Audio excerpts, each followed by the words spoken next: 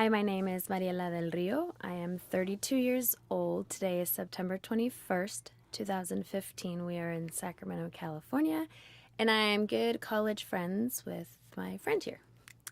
Hi, my name is Soledad Sánchez. I'm 34 years old, and today is September 21st, 2015. And we are in Sacramento, California, and I'm here with my good friend from college. I guess we'll start. Yes, let's do. So one of the things I wanted to ask you, which I was thinking back, do you remember the first time that we met? When we met? Yes. Oh, gosh. I remember where it was. I just don't Really? remember. Yeah, well, it was at the apartment when you were... Well, yeah, when I lived with our friends. Yeah. When was it? I don't know. So I moved in 2005, I think. Yeah. I think it was around there. So we've been friends for... Since 2005. And you think about it and you're just like, oh my God, it's gone so fast. And it was love at first sight. Oh, I know. No, I remember. And you know what I remember? It was funny. I don't remember, I remember where, like I said, where we met, but I don't remember the introduction. Yeah. But I remember the things that we did after that, like hang out with all the foreign exchange students from France. Every time we would hang out. Yeah. Go drink. Yeah. Study. Yeah. Then since they were your neighbors, they would come over and make you dinner every so often. I know. We just hit it. You and me and Lupe, our other friend. Yeah. It was fun. Oh my gosh. Yeah, and now and then we were roommates. Then we lived together. Yeah, that was fun. Yeah. Good time. Yeah. Yeah, no, so it was, I was just thinking about that and I was like, oh, wow, it's been 10 years and it's fun. But, and, now, we're different women. We're the same, but we've aged well. I don't feel like we look any different. I feel like we're smarter, we're intelligent, we've done a lot of things, we've met a lot of people, it's been a lot of things that we've done these past 10 years and like recently you got married. Well, it's been a year, but it also went by so fast and yeah. And when you told me the other day, I was like, we're gonna celebrate our 1 year anniversary. I was like, what? I know, right? So now we're celebrating our 10-year anniversary. Oh yeah, doing this. Yeah. So tell me, how does it feel to be married? Not too different. I mean, just the fact that you now have someone that's always there, that you run everything by, and you have someone to do stuff if you're lonely. I know, you guys had that. Yeah. Someone to work with. I mean, it just feels weird too when it's like, oh, my husband, my wife, oh, yeah. You have a new title. Yeah. I guess, yeah. Just the title change, but I don't know. It's really weird. Yeah. You mesh. Yeah. You guys, I mean, I see you guys and I really like the interaction that you guys have. The way you guys mesh well and the way you carry yourselves. It's really nice and the fact that you both are willing so to handy. Yeah, it's so handy. And it's kind of crazy. But it's nice. It's really nice to see and I just wish you guys the best. I know that you guys are well together and so far. Don't say that. But yeah, no. Well, you guys thank you. Yeah, and seeing that you guys all have all these projects and it's nice. It's just more and more things preparing for the future. Yeah, and I was like, oh man, okay. I know that there's gonna be a lot more things for you guys to do. So, yeah, a lot of changes.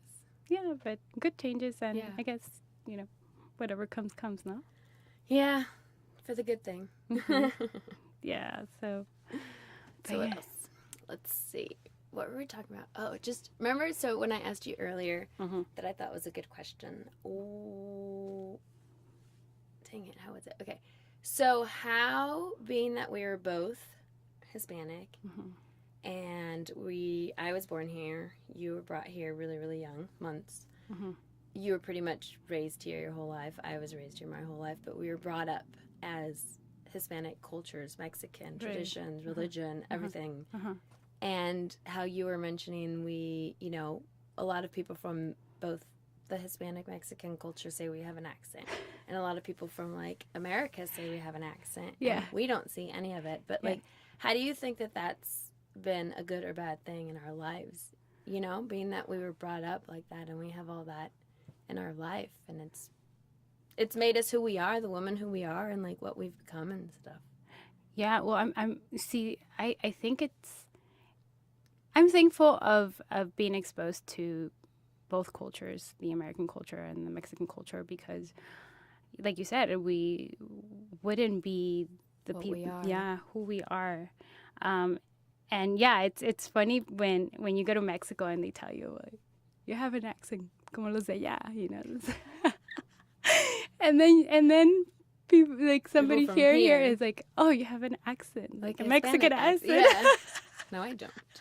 And you can't tell because, like I was telling you earlier, it's like you hear your own voice, and it's just sounds right to me. Yeah, and I mean, I don't like take offense over, like, if I have an accent or not. It just seems like so funny that, you know, other people notice it and we don't. Yeah, and that in both countries you have an accent. Yeah.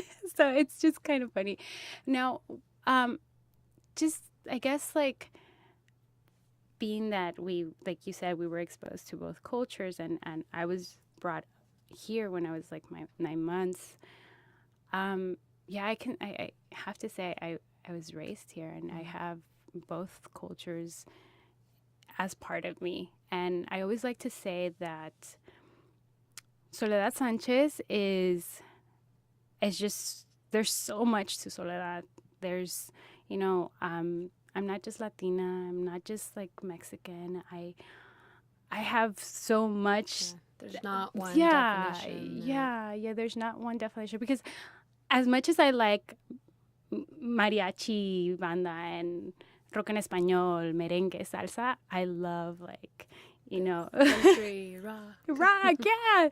It's so funny. I like, you know, Jazz, YouTube. oldies. Yes, todo, ¿me entiendes? So it's just, and then this, like, automatically the switching of the languages, the traditions, the everything. Yeah, so it's the body movement. Yeah, so it's, I mean, I think it's great to have been exposed to different worlds, kind of, yeah. Yeah, because I don't know if I ever told you this story, but I remember, like, I've only gone to Mexico a couple of times, but the first time I actually went to the town where I was born, you know, every town has a traditional feria, the fiestas. Yeah, their celebrations. And it's, you know, it takes place once a year in a certain month. For like a week or... Exactly. And we so happened to come right as they were ending. So we didn't get to, like, see them. Enjoy it. Yeah. But they still had a lot of the banners up in the town, in the streets. Yeah. And so we're pulling into the town, and I'm in the back seat, and I'm looking up at all these banners and all these things, and I'm like, they know we're here? They're celebrating because I'm 10 years old, and I'm just thinking... It's the coolest thing ever. Yes. Yes, and then, you know, like, people are kind of waving, too. Because everybody says hi to everybody over there. So that was, like, it was, like, my first impression of, like, a vivid impression that's been imprinted. Was so welcoming. Yeah, it's so welcoming, and just, like, you know, like you said, it was a whole different world. That's the first thing that I thought, this is such a different world, and I liked it. I was like, yeah, I want to check out that place of town, and I can walk from that end to this end, and I can go to everywhere, and eat everywhere and do everything. Yeah, so I'm glad and here, just, you know, there's so much to do here, especially in Northern California. There's so many beautiful places to go, and just I have memories, a lot of memories of different places here in the U.S. So it's a mesh of things. Yeah. It's a mesh. Like, how about you? Tell me. My story is different because we would go to Mexico once a year. Oh, yeah. Every year. Mm-hmm.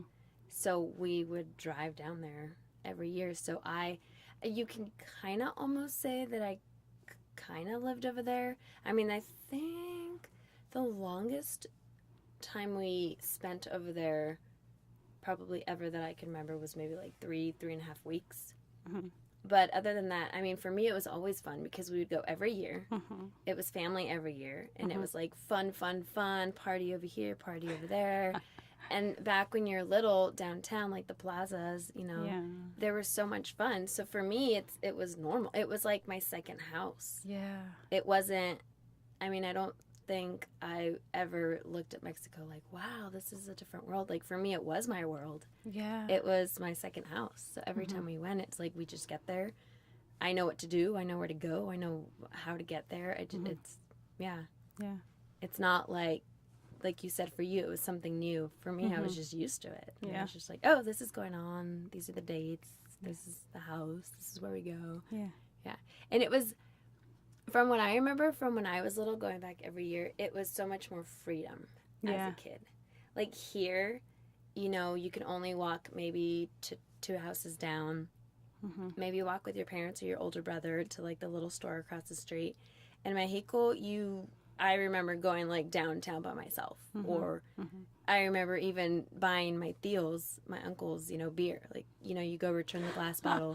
I remember buying candy. Like, I'd be like, Dad, give me some money or pesos, you know, in Mexico. And you could just buy anything, go anywhere by yourself. And then the town that my parents are from, it's small, that everybody knows all the families by their last name. Like, oh, you're daughter of so-and-so. And they would look at me and they would see my dad. And they would say, oh, you're the daughter of, you know, Soledad Del Rio, or, you know. Yeah. And they would see my sister and they would see my mom. Like, oh, you must be daughter of, you know, or family of this family, or like family of this family. So for me, it was like, there was no wrong. Yeah. And here, you couldn't even go to the store by yourself. So for me, going to Mexico was like, wow, it's so much fun. But I don't think I would ever have liked to live there. No, I was just, it's like, a different world, like you said. I said it's completely different, everything, the lifestyle and everything. So for us, every time we went, it was just fun. There was a point where I did want to live there. You thought about it? Yeah, I thought about it. Yeah. I think it was like... Like by yourself or with your family? Well, I don't know, because I imagine that... Well, my dad has always said that he's going to go back and live. And I think I thought about it in my teenage years, because I guess, you know, that... experience it or something? Well, that impression of it was really... mind-blowing. Yeah, to the point that I was like, you know, like, it would be cool to live there. I mean, even if it was for a few years, just live there and see how life would be. Where would it go? Where would it take me? But it kind of wore off, I think, like... That's true, though, because I think I remember at one point, like, when family would ask, oh, would you come to live here? And I was like, yeah, because as a kid, you have so much freedom. But then, as you grow older, it's like, no, it's a completely different lifestyle. Yeah, I think that's what it would probably happen to me, that I kind of thought, well, I have these plans to go to school, to... You know, like, I envision myself doing these things, and it just kind of got put in the back burner. And life goes on. Yeah. But I mean, I don't dismiss the possibility of maybe one day, like, living for a little bit. I don't know. You know, who knows? You never know what might happen. That's true. I know people, like, through working... through the nonprofit Chicas Latinas de Sacramento, I've actually met a lot of people, not even from Mexico, but that have relatives that have gone and lived in Mexico, and they like it. Yeah. Well, I mean, people move everywhere, all over the world. Yeah. Like, did I tell you my friend Rocio from LA? Like, she she picked up and went. Like this past June, she's actually a counselor at a university in Southern California, and she decided to travel the world. Oh, wow. Yeah. It was interesting. Herself? By herself. What? By herself. Well, she's like backpack. Travel by yourself with like a suitcase or a backpack. well, sort of, basically, because I mean, she decided to start off. Well, the idea came because she's had this in her head for a long time that, you know, she feels fulfilled in her career, and she graduated she and wants did to do other things. Yeah, I guess and you know, it was funny because she got me thinking, because she said something really interesting and kind of deep. Like, you know, I started thinking about what my responsibility on this earth was. Like, what am I here to do, to help, or to do, and contribute to? Yeah, and she just felt like her work. Yeah, she liked it, but it wasn't doing what she wanted to do, or fulfilling that need to do something more. And so she decided to quit her job. Yeah, and that was the thing. Like, everybody was like, "How could you do that?" You know, because it's a secure job. It's, you know, you're set, but it's, you know, it's something that it's a calling, I guess. You know, like una inquietud. It's just wait. So how long has she? Did she leave already? Yeah, she left. Came back? No, she. The last time I communicated with her, she was in Cuba. Wow.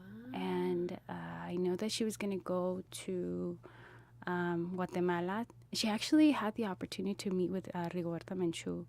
She's a Nobel Peace Prize winner, and she was thinking of doing something, some sort of project. She didn't go into specifics, but she did say that, you know, she just kind of had that yearning to do a little bit more, and she didn't know where, like, or what, but she was willing to go out there and find it. Wow. You know, it does, and so, yeah, and so.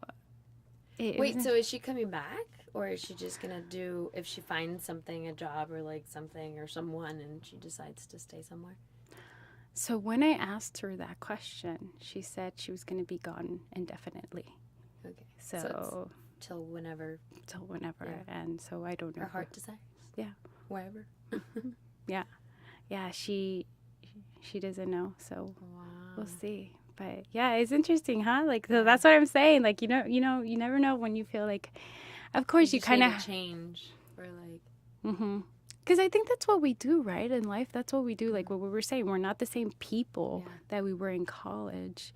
We take risks. Well, it's like when I left the primate center to go work at my job, and it was like, I was a temp, and you don't have secure, you're not full time, and you just take risks to get to where you need to go or want to be.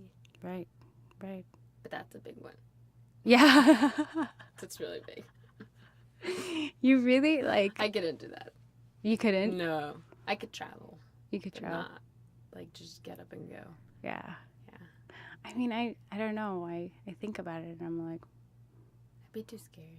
I could travel. Of what? I don't know. Of the unknown? Yeah. But I could travel. I have no problem traveling. Well, I mean, when I remember when I traveled to Europe right after college, and the funny thing, I ended up meeting with Rocio. And originally the plan was for 3 of us to go. Rocio went first, and then a friend of ours, Sandy, and I were supposed to travel together, and Sandy, for some reason or other, wasn't able to make it. And so I ended up having to go by myself. And I got to London, and seriously, I did not know where I was going to stay that day. I just got there, and I was like, the good thing, I told myself, the good thing, Soledad, is that you know the language. You can get around. You can ask where the nearest. No, and it's so funny because I remember feeling, I got off that plane, and I just felt a sense of security or I don't know. I was calm. I was calm. Okayness. Yes. Yeah. And I just said, follow the signs. And I did. I looked up and I was like following the signs. Okay, to go this way to your luggage and da-da-da, you know? So, no, but I did. I followed it. And I swear to you, like, I did not make a wrong turn. Yeah. You didn't feel scared. No. I went straight to like an informational booth or office, and they gave me the information of a hostel and how to get there and everything. And I stayed there for 2 days, and then I met Rocio and Ricky in Paris. Okay. And then from there, we just traveled. Yeah. But I just remember that. And so I guess when I think about, you know, what could happen if I ever decide to do something like what Rocio did, I kind of remember that trip and say, you know, like, if you just like... You can get around. Yeah. But, you know, I just try to think of how calm I felt in that moment, and like reassuring myself of what I did know and what I could do. Because I know it. Yeah. So, yeah, that was interesting. I remember back on that. You definitely do feel a little more, I don't know, safe when you kind of at least know the language, or you kind of at least know a little bit of the background or the culture or whatever. Yeah. It definitely helped a lot, because I remember in going to Paris and trying to communicate with people, I was like, oh man, I'm not used to this. Yeah. I'm used to, like, you know, I can speak English and Spanish, and you know, I'm good. I'm golden. And everybody in California knows those two languages. Yeah, and even in Italy, I remember it's kind of similar. Yeah, mm-hmm. Yeah. So it was okay. It was easy to just kind of either hand signal or just kind of say, yeah, this is semi-communicate. Mm-hmm, Yeah. Huh. So it's interesting, huh? Yeah. How your mind kind of works like that. Yeah. But yeah. And then you went to, where did you go for your honeymoon? I know you traveled too. Oh, yeah. Machu Picchu. How was that? It was good. Yeah. I felt totally safe because it was Spanish speaking. Yeah. Like, my husband had never been, like, outside of the country. Really? Yeah. No way. He's been in the States and then only, like, right south of the border in Mexico, but...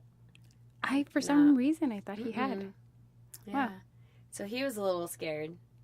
You know, he was trying to take precautions and stuff. But I felt really comfortable because I figured at least the Spanish speaking was going to be easy. Mm-hmm. I can communicate. And sure enough, every time I spoke Spanish, he was like, you speak Spanish? What?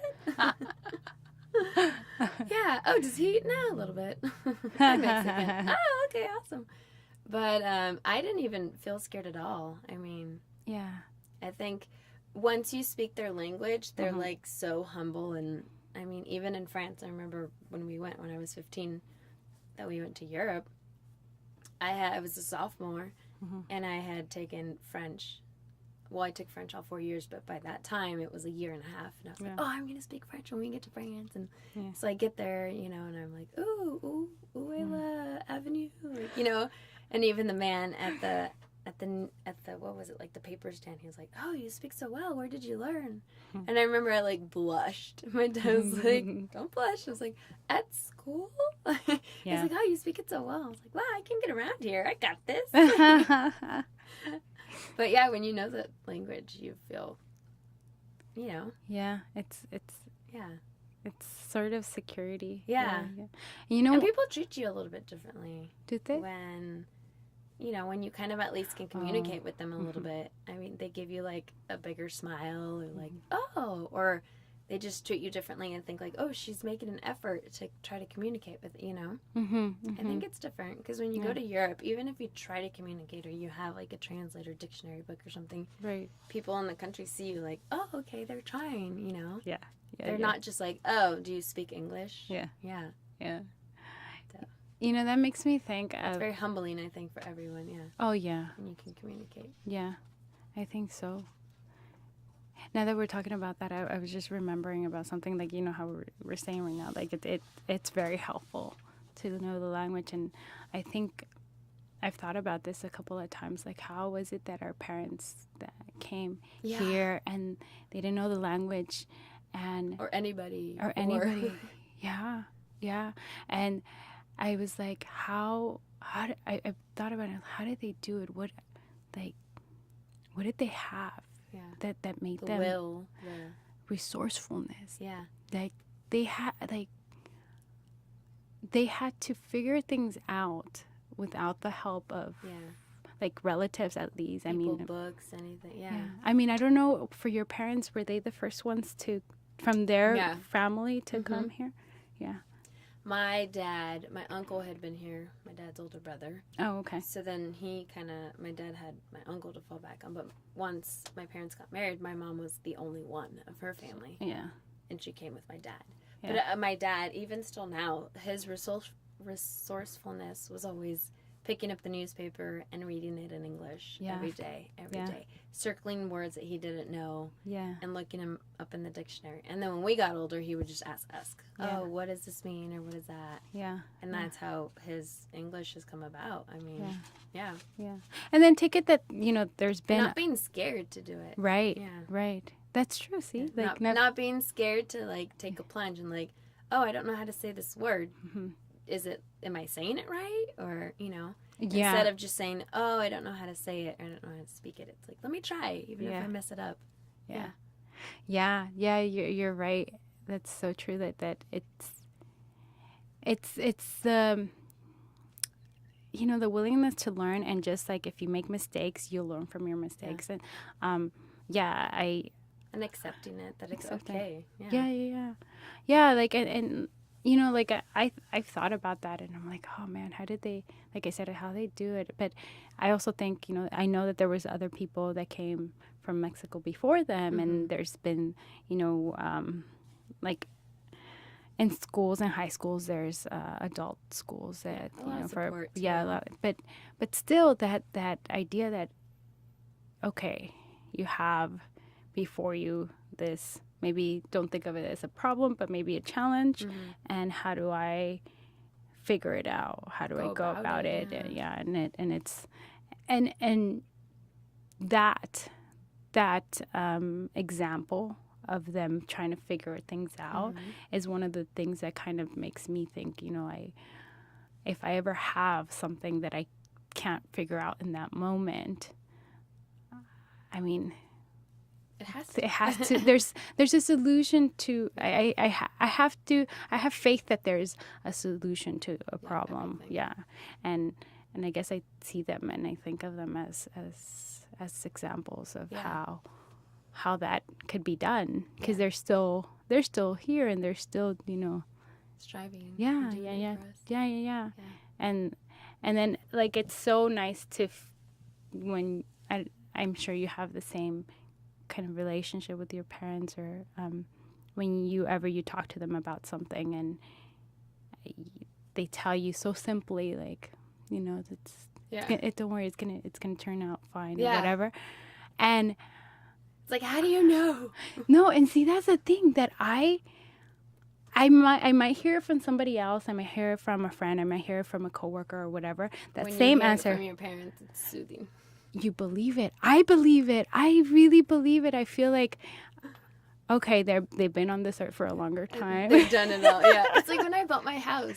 So we had put in an offer for another one. Yeah. And I really wanted mine. Uh-huh. And then we had put in an offer on mine. Yeah. And then the bank said no. Uh-huh. And then I think the price went down. And then months later, we put in another offer. Mm-hmm. And then there was other offers on the table. And my dad was in Stanford. He had cancer, so he was doing his, like, bone marrow transplant. Yeah. So I was like, Dad, we need to up the price. Like, there's 3 more offers, and they're higher. No. Ours is cash. It's fine. It'll, like, go through. Like, Dad, my real estate agent, Grace, told me, like, there's 3 more offers, and, like, should we up it? Another, like, I don't know, $10,000. Like, we really want this house. No, it'll just tell her we're constant with our offer, and, like, that's what we offer. And then, lo and behold, it went through. Yeah. Like, what? Yeah. He was so calm. And he was like, I got this. I bought how many houses now? Why do you question me? I know, it's my first house. Yeah, that's so true, though, because when, I mean, you kind of, don't believe it, but then when your parents die, you're like, I got it. And then it happens, and you're like, wow, God, you do know everything. Jeez. Yeah.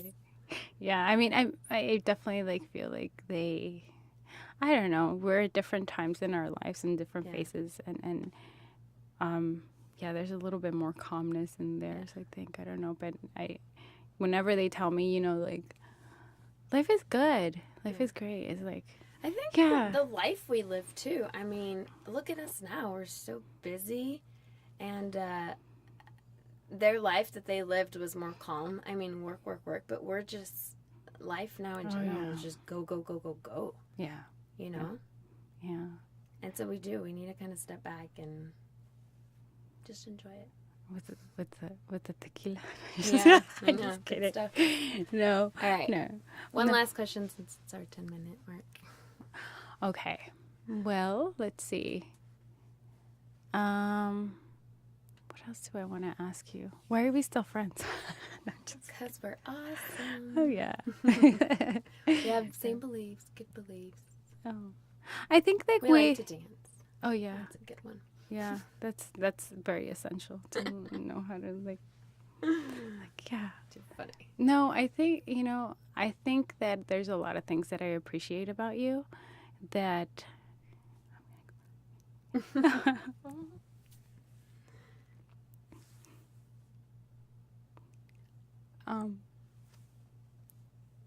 We're similar. I think that well, I'm always like emotional. I think we both are. So that's why we're friends. We have good intentions. Yeah. We like from the heart. I think that I have, like, you've seen me, like, throughout these years we've shared so many things, and I think that I really remember that time that you were there for me when Gabriel passed away, and you were just there and you were calm, and you helped me, and it really meant a lot to have someone there when that happened. And and that's one of the things that I really like about you, that you come through. Like, I told you about coming today, and you're like, you were honest, I don't know what this is about. Yes. And I was just like, like, I really appreciate that either as a yes or no, but you'll tell me, and then you'll, if you can be there, you'll be there, and just sharing those moments. And I don't think I ever told you thank you for that, but I mean, like, I'm glad I was there. Yeah, I mean, that's so funny, because I'm gonna interrupt you there. That's what I think is an awesome quality that you have, and you always, like, you have the perfect tone of voice that, like, calms people down. And even, like, back in college when we lived together and stuff, and with our other roommate, things are just like, oh my God, she's so book smart, but she's not street smart. Like, she's gonna fix this. And you're like, it's okay, Mariela, listen, like, this is what we're gonna do. And you just always, like, you're so soothing, and, like, everything you do, and, like, you give good advice. And I really appreciate that. Well, thank you. And I mean, I try. I try to be a good friend. No, that's why we're still here. I think so, and I hope that. No, I don't. I know that we'll continue to share moments, and we'll continue to hang out and do, like, things, and I think they'll be very memorable. And if I ever get mad at you, I'll let you know too. You may not and talk vice on versa. The phone every day, but we're there for our big moments. Yeah. That's every now and then, and when we do have a chance to call, and we could talk for an hour. Yeah, and that's the thing that's so funny, because we will end up, like, maybe not seeing each other for like months, and then all of a sudden we're like, oh, let's do and this, we and could this. just pick up wherever. Yeah, and I like that your husband, like he's like like so, one of us. Yeah. He's like, okay, you guys. Yeah. No, that's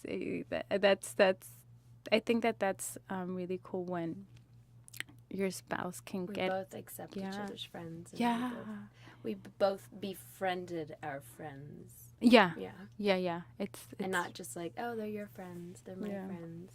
Because, somebody said something really interesting to me the other day. It's like people that come into your life and they stick around, they become part of you. Yeah. And, when they kind of, something happens or, like you lose touch with them or whatever, you miss them, for some time, but then you still have those memories of them. So it's like, that's part of your life that you lived. And it's good to have good people around you, always surrounded. And that's why I think that's why I'm glad that we're friends, because we're good people. We're good people. We try to be positive and, we... And encourage and support. And Yeah. Yeah. So, if you have another project at your house... Let you know. Let me know. I'll tell you yes or no. Most likely it's going to be no. I'm just kidding. No. But yeah. So it makes good quality friends. Yeah. No. And I'm glad that we did this. This is fun. Yeah. I think we're done. Yes. Well, thank you. Thank you for coming. Thank you for inviting me. Of course.